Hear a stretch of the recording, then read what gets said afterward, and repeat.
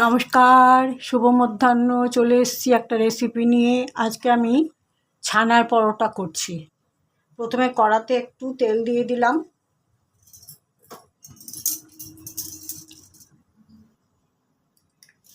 দিয়ে দিচ্ছি একটু নুন,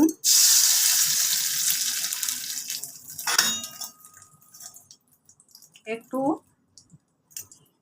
একটু এইটুকু ঝাল লঙ্কার গুঁড়ো,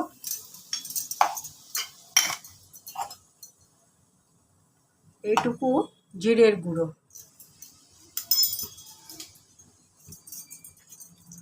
500 ml দুধ আমি ছানা করে নিয়েছি, সেটাকে এবার এর মধ্যে দিয়ে দিচ্ছি।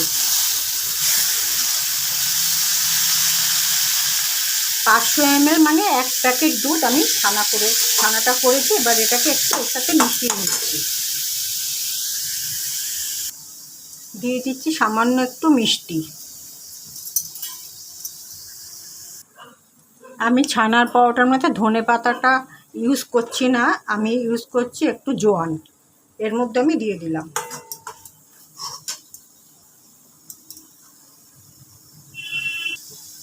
এবারে আমি একটু কাঁচা লঙ্কা কুচি দিয়ে দিলাম। এটা আমি পরোটার পুর হিসাবে ব্যবহার করব। এবার আমি গ্যাসটা নিভিয়ে দিচ্ছি।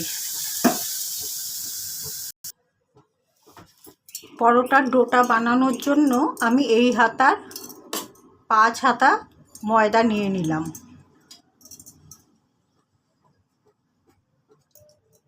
ছানার পরোটার ডোটা বানানোর জন্য আমি দিয়ে দিচ্ছি এতটুকু নুন,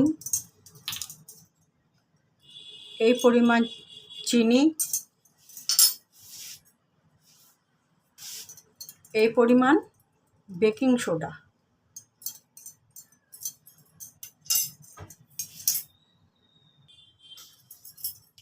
আর দিয়ে দিচ্ছি একটু সাদা তেল।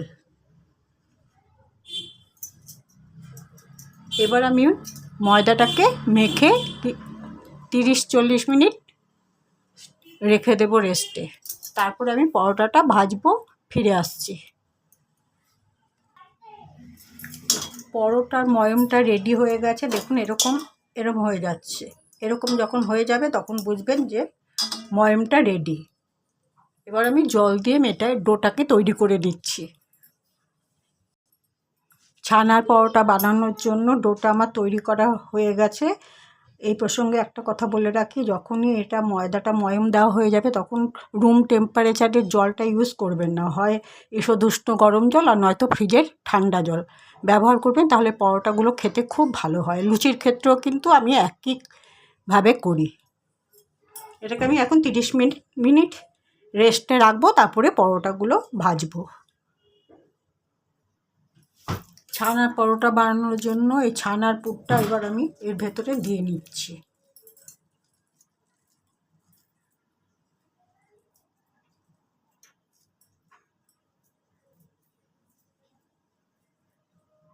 এই যে এইভাবে মুখটা বন্ধ করে দিতে হবে।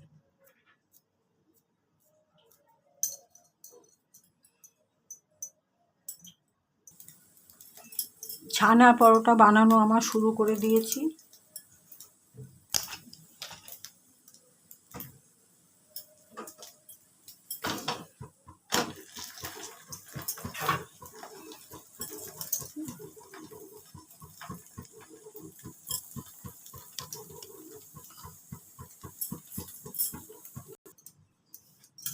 একে একে সব কটা পরোটা আমি বানিয়ে নিয়েছি। 5খানা পরোটা করেছি, তার মধ্যে একটা পরোটা আবার ছেলে নিয়ে চলে গেল খাবার জন্য।